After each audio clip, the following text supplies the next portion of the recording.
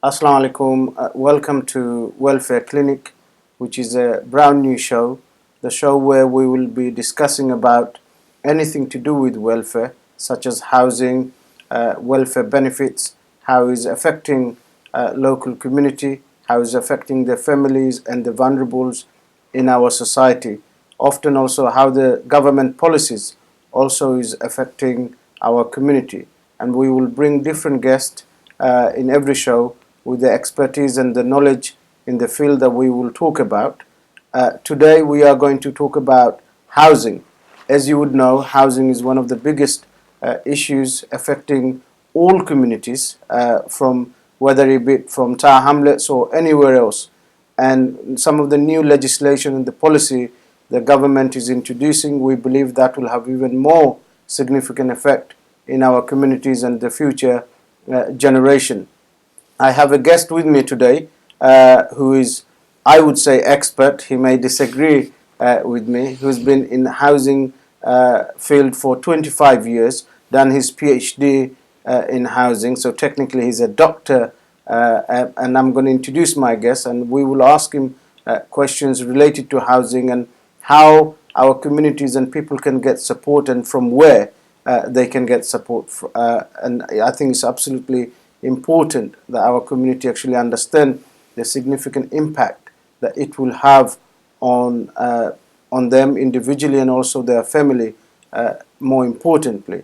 And a lot of people we know are suffering in silence, don't necessarily know where to go and get the help and the support they need. So I'm going to introduce my guest. He is Glyn Robbins, who is also very active in the community and have been supporting whether it be Bangladeshi community or non-Bangladeshi community in various ways, and been around in the community for many years. And as I said before, he's been involved in housing industry for very long time. Glyn, welcome to the show. Thanks, Ollie.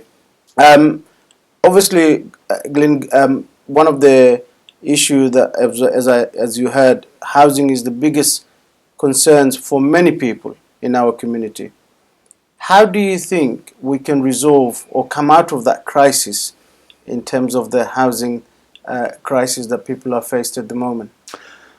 Well, I don't want to get too party political about it. I'm not a member of a political party, so I should just say that for the record at the outset. But in his first speech as leader of the Labour Party, Jeremy Corbyn said there's no solution to the housing crisis that doesn't begin with council housing.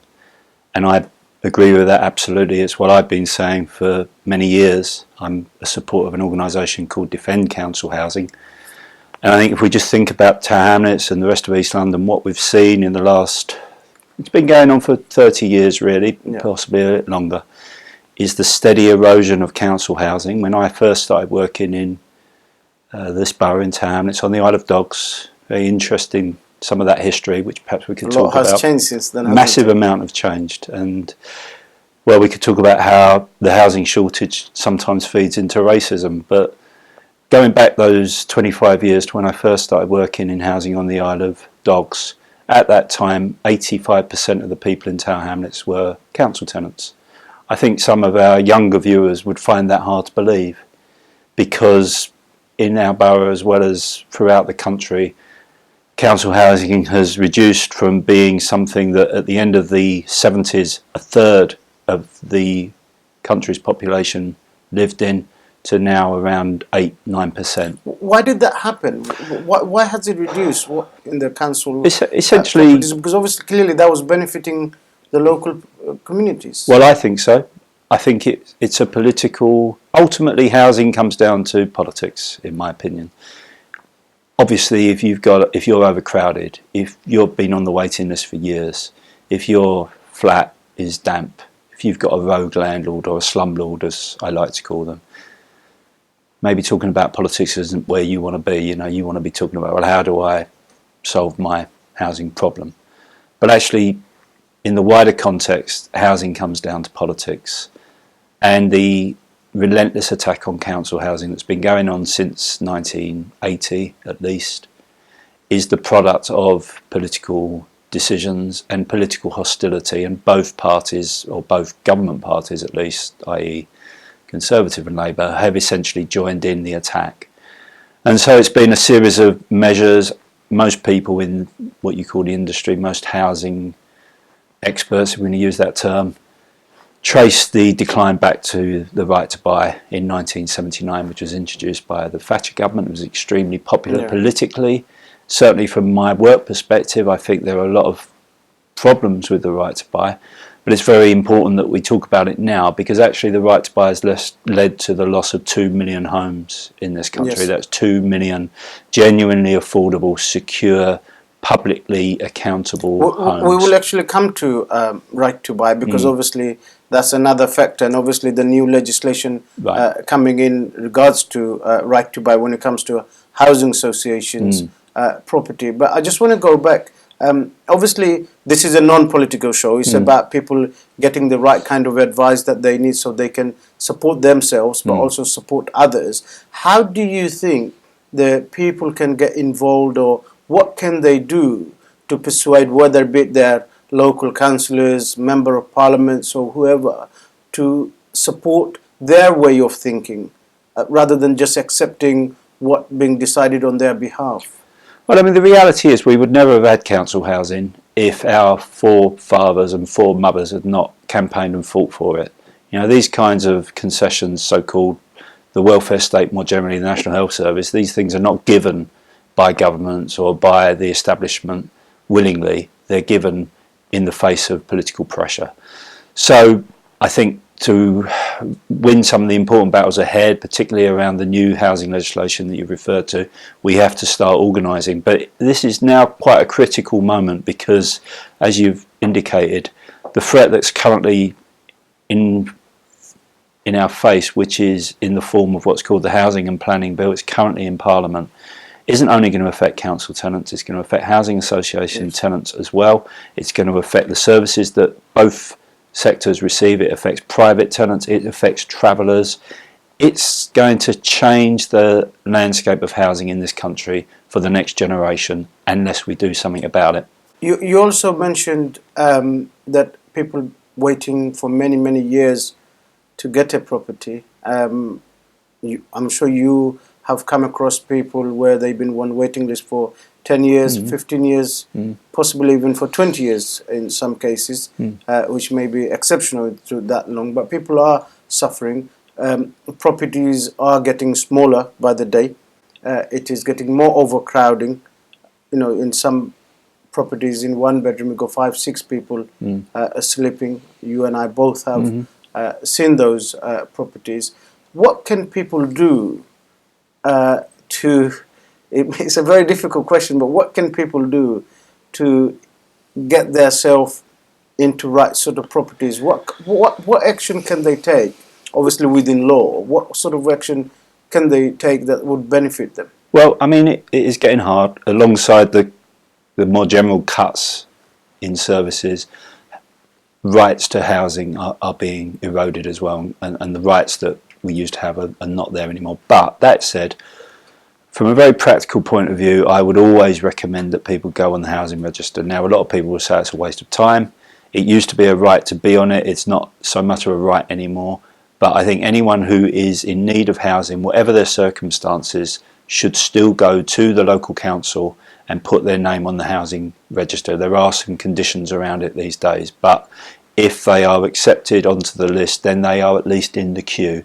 And you have to be in the queue. And I'm afraid getting genuinely affordable housing in places like Townlets now has become a lottery. It is a lottery, but you won't win the lottery if you haven't got a ticket. So you need to be in the queue. But a lot of the boroughs not even building any housing. No. So obviously people living in those particular boroughs obviously would find it far more difficult, I guess, about even if they were on the waiting list, if there's no property to give. Well, demand massively outstrips supply for genuinely affordable housing. That's why we have in Townlets 20,000 people on the housing register, and I think that's almost certainly an underestimate. 300,000 people across the East London boroughs. So you're right, the fundamental problem, the fundamental reason we have the problem is that we haven't been building enough homes. We're building fewer homes than we have at any period during the last 100 years or so. You would have to go back to the 20s to find a period when we were building fewer homes. And it isn't just that we're not building enough homes, we're not building the right kind of homes. And I think all of your viewers would recognise when I say that in Tower Hamlets in particular, actually, we've had more homes built not only than any other area in the country, but actually in any other part of Europe. But what kind of homes have they been? Well, too many of them have been private luxury apartments for people who can afford £500,000, let's say. And too often that's happened with the agreement of our local councils. And what I think we need to start doing is changing that and saying to our councils, and this goes to your question, we demand that where there is new development in our area, there is a suitable amount of genuinely affordable housing. So for instance, there's a site a stone's throw from where we are now called Bishopsgate Goods Yard, which is a massive site, 7 acres. It's one of the biggest development sites in London now, and a planning application is currently being considered. Last night it was rejected overwhelmingly by both Tower Hamlets and Hackney councils, but the problem is the decision has now been called in, as it's referred to, by Boris Johnson, so it will finally be made at the GLA on the 26th of February.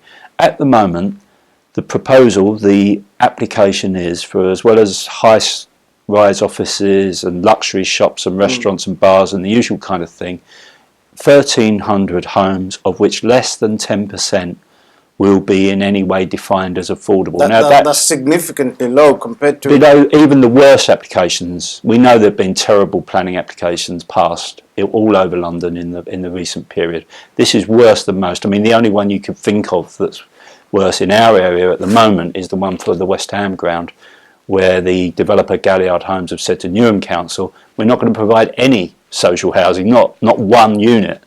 So this one at Bishopsgate is marginally better than that at the moment. But the key thing about this is, as well as that being an insult to our community as far as I'm concerned, an absolute insult, it's compounded by the fact that the land is publicly owned. It's owned by Railtrack. We own Railtrack. So we should be saying to Boris Johnson, we want 50% genuinely affordable housing. We have a housing crisis. And a site like that has the potential to help a significant number of people on the waiting list. It's not going to solve the problem, but this is how we begin to push back. Yeah, and just one more question that I want to ask you. Obviously, a lot of people, due to current economic climate, a lot of people getting in arrears, rent arrears, not able to pay their rent. Benefit cap is also affecting.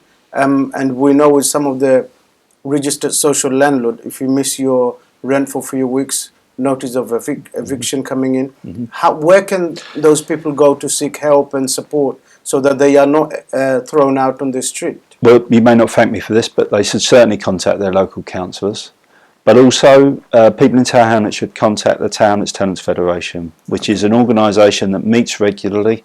It represents both council tenants and housing association tenants, but also private sector tenants. The Tower Hamlets Tenants Federation is very well organised. It's run locally by tenants, for tenants, and anyone who is a tenant in whatever sector should contact the Tower Hamlets Tenants Fed. And there's also a leasehold association as well. There certainly used to be. I'm not sure if it's still operating actually. Okay. They used to have an office down in Wantley Market. Now I'm not sure if they're still going or not. There are sources of help for leaseholders, not so much through the Tower Hamlets Tenants Fed, but I'm sure the Tenants Fed could guide people in the right direction. But there are various organisations that would help leaseholders.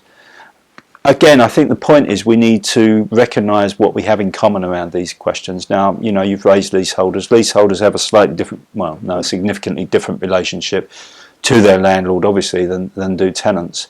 But, you know, a lot of leaseholders are losing out now. Yeah. So the thought that the government wants another generation of leaseholders exercising the right to buy, you know, I think we're just storing up problems for the future. We're going to lose even more genuinely affordable homes. So we need to combine, we need to work together and organise together to demand essentially what we have to have is a situation in which housing is not just a thing about profit, not just a thing about making money. It's a thing about where you bring up your family, it's a thing about where you study, it's a thing about where you meet your friends, it's about community. It's not just about making money. So we want housing for need, not greed. Absolutely. But no, I mean, you've raised the question of advice. I said that the Tenants Fed is one source. There is still some legal aid supported advice in various law practices. I believe Tower Hamlets Law services, Law centre is still operating. There's some good solicitors around.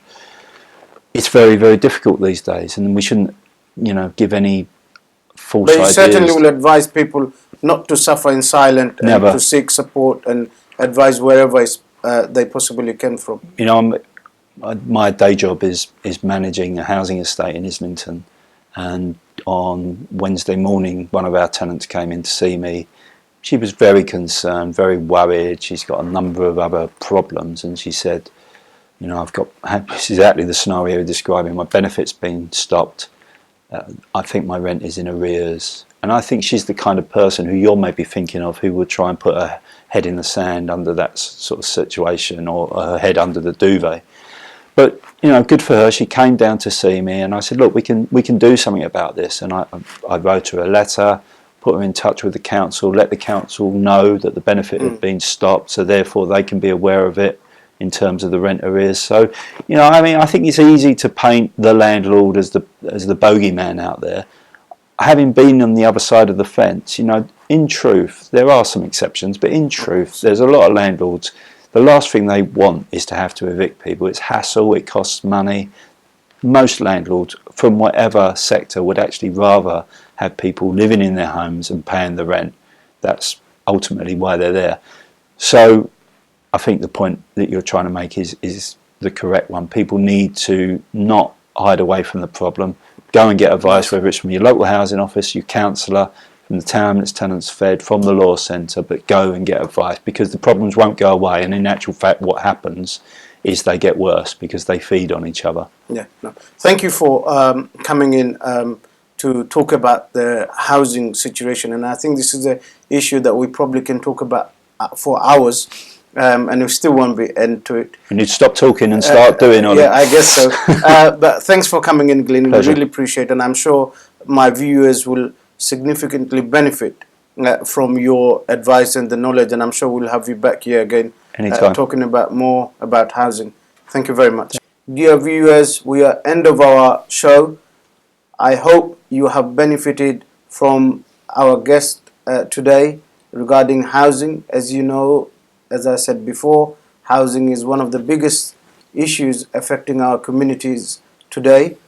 I have no doubt we will be talking about housing many more times in the future. Thank you for watching, and I hope you'll join us again next time.